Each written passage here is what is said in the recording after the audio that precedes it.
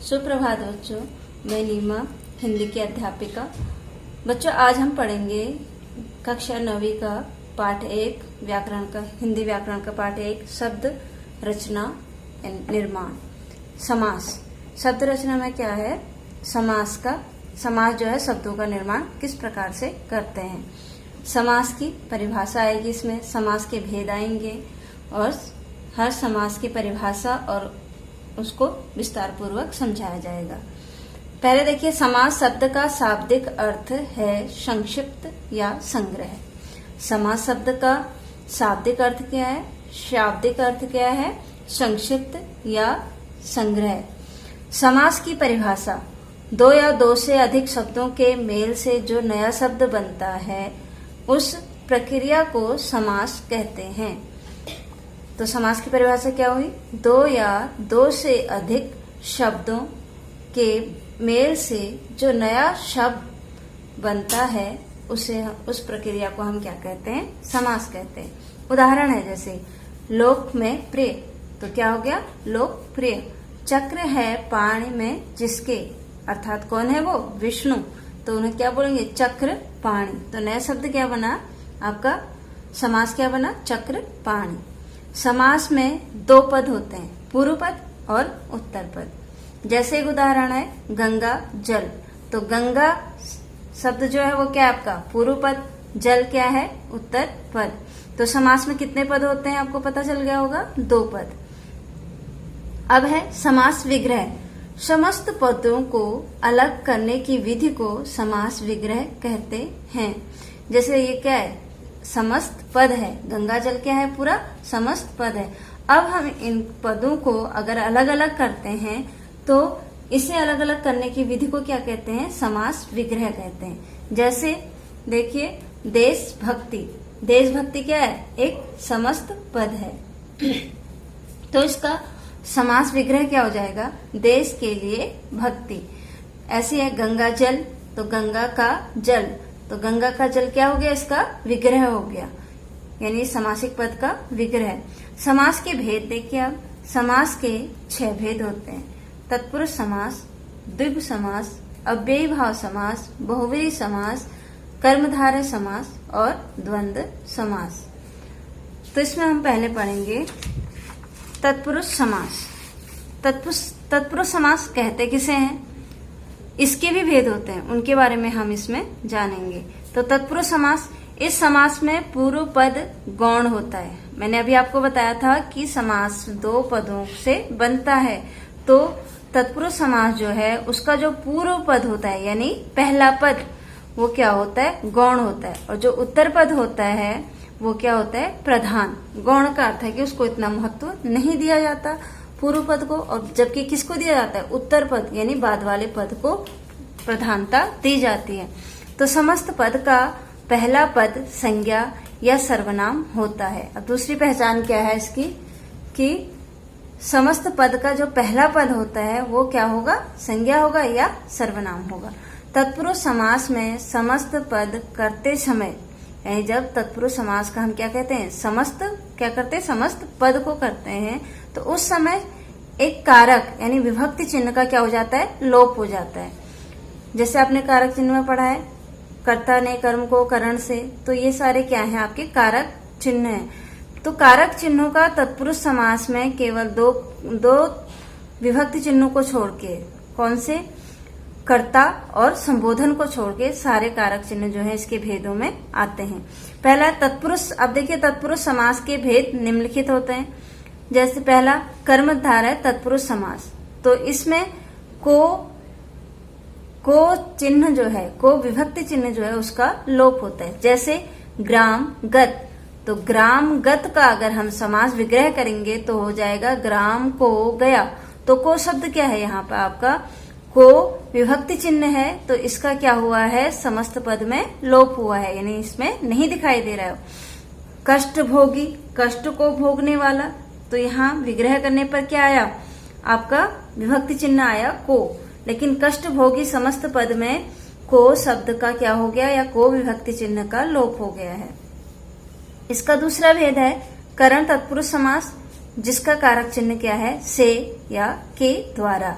जैसे जन्मांध, जन्मांध में विभक्ति चिन्ह का लोप किसका हुआ है? से का। जन्म से अंधा, तो क्या हो गया? जन्मांध। तो से विभक्ति चिन्ह का इसमें क्या हुआ है? समस्त पद में लोप हुआ है। भूख मरा ही, भूख मरा जो है ये भी इसका एक उदाहरण है। भूख से मरा हुआ। तुलसी कृत, तुलसी के द्वारा कृत या तुलसी द्वारा कृत भी बोल सकते हैं। तीसरा तत्पुरुष समास का तीसरा भेद है संप्रदान कारक। इसमें के लिए विभक्ति चिन्ह का लोप होता है। जैसे रसोई घर, रसोई के लिए घर, तो विभक्ति चिन्ह क्या है यहाँ पे? के लिए, तो ये हो गया रसोई घर। देशभक्ति, देश के लिए भक्ति, तो यहाँ संप्रदान कारक के विभक्ति चिन्ह का लोप हो रहा है। अब है चौथा भेद तत्पुरुष समास का अपादान तत्पुरुष समास। से, इसमें भी से का लोप होता है, लेकिन यहाँ से क्या है? अलग करने से, अलग करना। अपादान कारक में क्या होता है? अलग करना, और करण कारक में होता है से या के द्वारा। जैसे हो गया ऋण मुक्त, ऋण से मुक्त, यानी ऋण से वो क्या हो रहा है? अलग हो रहा है। इन जो उसने ऋण लिया, ऋण से वो क्या हो रहा है? मुक्त हो रहा है। तो यहाँ क्या हो गया? अलग करने का के बारे में बता रहा है। भय से भीत, भय से क्या है? रहित है वो, भीत है। भय से भीत, यानी भय से क्या है? उसको बहुत ज्यादा भय है। तो यहाँ से अलग हो गया। यहाँ है संबंध तत्पुरुष समास। इसमें का, की, के ये विभक्ति चिन्हों का लोप होता है। जैसे है जलधारा, जल की धारा। गंगा तट, गंगा का तट। दीप समूह, दीपों का समूह, तो का, यहाँ का और ये की, ये क्या है? इसके विभक्ति चिन्ह हैं, जिनका की समस्त पद में क्या हुआ है? लोप हुआ है। अब है 6 यानी छठा है इसका अधिकरण तत्पुरुष समास। इसमें मैं पर, जैसे गृह प्रवेश, गृह में प्रवेश। यहाँ फिर है आप बीती, आप पर भीति। अव्ययी भाव समास, ये तो आपका क्या हो गए? तत्पुरुष समास। तत्पुरुष समास के भेद भी आपने पढ़ लिए। कर्म तत्पुरुष, करण तत्पुरुष, संप्रदान, अपादान, संबंध और अधिकरण। अब हम पढ़ेंगे अव्ययी भाव समास। इस समास में पूर्व पद प्रधान होता है, वह अव्यय भी होता है और समस्त पद अव्यय बन जाता है। अब जो इसका पूर्व पद यानी पहला पद जो होता है वो क्या होता है? प्रधान होता है और अव्यय होता है। अव्यय का अर्थ होता है यहाँ खर्च ना होना। तो पूर्व पद क्या होता है? पहला तो प्रधान होता है, दूसरा अव्यय होता है। जब ये दोनों पद एक साथ मिल जाते हैं, पूर्व पद और उत्तर पद, समस्त पद बनता है, तो वो समस्त पद भी आपका अव्यय बन जाता है। जैसे देखिए यथा विधि, विधि के अनुसार, तो यथा शब्द जो है पूर्व पद है और विधि क्या है? आपका उत्तर पद है। तो दोनों अगर एक साथ मिल जाते हैं तो समस्त पद क्या हो जाता है? आपका अव्यय हो जाता है। यथा संभव, जितना संभव हो सके। यथा शक्ति, शक्ति के अनुसार, ये इसका क्या हो रहा है? समास विग्रह हो रहा है। आपको आगे होगा समझ में अव्ययी भाव समास। इसका क्या होता है? पूर्व पद प्रधान और उत्तर पद और पूर्व पद दोनों मिलकर क्या हो जाते हैं? पूरे पद को अव्यय बना देते हैं। अब इसका देखिए तीसरा भेद है द्विगु समास। द्विगु समास किसे कहते हैं? द्विगु समास समझने के लिए बहुत ही आसान तरीका है कि इसका पूर्व पद जो होता है वो क्या होता है? संख्यावाची।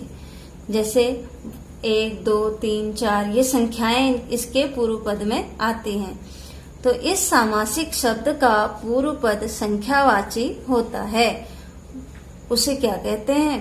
द्विगु समास कहते हैं। जैसे तिरंगा, तो तीन क्या है? 3 रंग, 3 रंगों का समाहार, यानी इसका पूर्व पद क्या है? संख्यावाची है, 3 शब्द है। फिर है शताब्दी, 100, शताब्दी का क्या अर्थ है? 100 वर्षों का समूह। पंचामृत, 5 अमृतों का समूह। चारपाई यानी 4 पैरों का समाहार। तो यहाँ आपको समझ में आ गया होगा कि द्विगु समास का क्या होता है? पूर्व पद संख्यावाची होता है। अब है चौथा भेद समास का कर्मधारय समास। इस समस्त पद में पूर्व पद विशेषण होता है और उत्तर पद जो होता है वो क्या होता है? विशेष। पूर्व पद और उत्तर पद में उपमेय और उपमान संबंध भी हो सकता है। अब देखिए, आपको समझ में आ गया होगा कि विशेषण और विशेष्य किसे कहते हैं। विशेषण तो आपको पता ही है, संज्ञा सर्वनाम की विशेषता बताने वाले शब्दों को क्या कहते हैं, विशेषण कहते हैं। तो ऐसे विशेषण क्या होता है, पूर्व पद तो क्या होता है, विशेषण होता है, और उत्तर पद क्या होता है, विशेष्य होता है। लेकिन यहाँ क्या कह रहे हैं कि और इसमें उपमेय और उपमान का संबंध भी होता है, यानी कि उपमेय और उपमान का संबंध जो है आप पढ़ोगे किसमें, अलंकार चैप्टर में। तो आगे जब मैं आपको अलंकार चैप्टर समझाऊंगी तो आपको इसके बारे में बताऊंगी। तो उपमेय और उपमान का संबंध भी होता है इसमें, आप अभी इतना ही समझिए। जैसे अध पका, आधा है जो पका, तो अध पका क्या हो गया आपका, आधा है जो पका। जैसे सुपुत्र, अच्छा है जो पुत्र, तो अच्छा इसमें क्या हो गया, विशेषण हो गया। सु माने अच्छा, तो अच्छा क्या है, उसकी विशेषता है। पुत्र क्या है, विशेष। किसकी विशेषता है, पुत्र की, तो पुत्र क्या हो गया, विशेष, और अच्छा क्या हो गया, उसका विशेषण। ऐसे ही है क्रोधाग्नि, क्रोध रूपी अग्नि। अब देखिए इसमें क्या है, उपमेय और उपमान। क्रोध रूपी अग्नि यानी कि क्या मान लिया गया, क्रोध को क्या मान लिया, अग्नि के रूप में, ठीक है। तो यहाँ क्या कहे, क्रोध रूपी अग्नि, उपमेय में उपमान की संभावना की गई है। अब देखिए पांचवा भेद है इसका, द्वंद्व समास। ये समास भी आप पहचान सकते हो इसको आसानी से। इस समास में क्या होता है कि इस समास में दोनों पद क्या होते हैं, प्रधान होते हैं। इनमें पदों को मिलाने पर शब्द समुच्चयबोधक और तथा या अथवा होते हैं। इन शब्दों का लोप होता है, यानी इनमें जो है इन शब्दों का लोप होता है। किसका, और का, तथा का, अथवा का। तो तथा और अथवा क्या है, आपके समुच्चयबोधक शब्द हैं। अब है कि कैसे इन शब्दों का लोप कैसे होता है। जैसे गंगा यमुना, तो गंगा और यमुना, और शब्द इसमें क्या है, छुपा हुआ है, यानी और शब्द का क्या हुआ है, गंगा यमुना में लोप हुआ है। लाभ हानि बोलते हैं, तो उसका क्या, कौन सा शब्द छुपा है उसमें, और। लाभ और हानि, दिन रात, दिन और रात। छठा भेद है इसका, बहुब्री समास, यानी समास का छठा भेद आपका क्या है, बहुब्री समास है। इस समास में दोनों पद क्या होते हैं, प्रधान न होकर, यानी अभी आपने पढ़ा था द्वंद्व समास में क्या होते हैं, दोनों पद प्रधान होते हैं। लेकिन इसमें दोनों ही पद प्रधान न होकर कोई तीसरा पद या कोई अन्य पद वो क्या हो जाता है, प्रधान होता है। तो वो क्या कहलाता है, हमारा बहुब्री समास। जैसे इसका उदाहरण देखिए आप, जैसे है चक्रधर, चक्र को धारण करने वाला, तो कौन करते हैं चक्र को धारण, विष्णु। तो चक्रधर यानी चक्र और धर दो पद हैं, दोनों पद प्रधान ना होकर किसके बारे में बता रहे हैं, विष्णु के बारे में। तो प्रधान कौन सा पद है, विष्णु, तीसरा पद है। ऐसे ही मेघनाद, मेघ के समान गर्जना करने वाला कौन था, रावण पुत्र। मेघनाद किसको बोला गया है यहाँ, रावण के पुत्र को। चतुरानन, चार हैं आनंद जिसके, कौन है वो, ब्रह्मा जी, यानी तीसरा पद क्या है, प्रधान। निशाचर, निशा में विचरण करने वाला कौन करता है, रात को विचरण, निशा करता है यहाँ रात को विचरण कौन करते हैं, राक्षस। लंबोदर, लंबा है उदर जिसका, कौन है, किसका है लंबा उदर, गणेश जी का। मुरलीधर, मुरली को धारण करने वाले अर्थात कृष्ण। तो यहाँ ये समस्त पद यानी पूर्व पद और उत्तर पद प्रधान ना होकर कोई तीसरा पद या अन्य पद क्या है यहाँ पे प्रधान होता है, तो वो क्या कहलाता है, हमारा बहुब्री समास कहलाता है। धन्यवाद।